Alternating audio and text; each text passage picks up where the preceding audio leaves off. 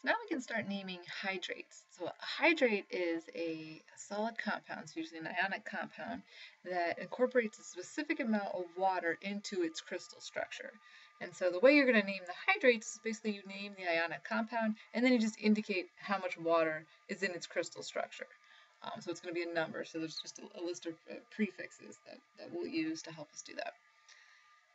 The water, the actual water that's being incorporated into the crystal structure is called the water of crystallization or the water of hydration. And then the compound without the water is called the anhydrous compound. So that's just the compound when it doesn't have the water attached to its crystal structure. So here are some formulas of hydrated complexes or hydrated compounds.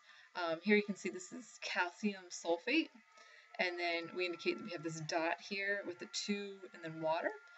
That 2 means that for every 1 calcium sulfate, there are 2 water molecules attached. And that's the ratio. There's 1 molecule or 1 calcium sulfate for every 2 water molecules. And so you would name that calcium sulfate and then dihydrate. So hydrate, that's from the water, and the di comes from there being 2 water molecules there attached to it. All right, so let's see if we can name some more of these. So you name the ionic compound first, and then use the list of prefixes, mono, di, tri, tetra, penta, hexa, hepta, all those sorts of things. So here we have magnesium sulfate. So that's just the way we would name that ionic compound. Magnesium, and we name the cation sulfate. I don't have to use any Roman numerals or anything because magnesium is just +2, always +2. And now since I have 7 waters, I'm going to call that heptahydrate. All right.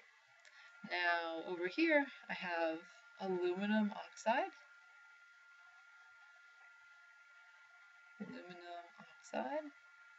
And since I have 3 waters attached to it, I'm just going to say trihydrate. All right, so hydrates shouldn't be that scary. Hydrate.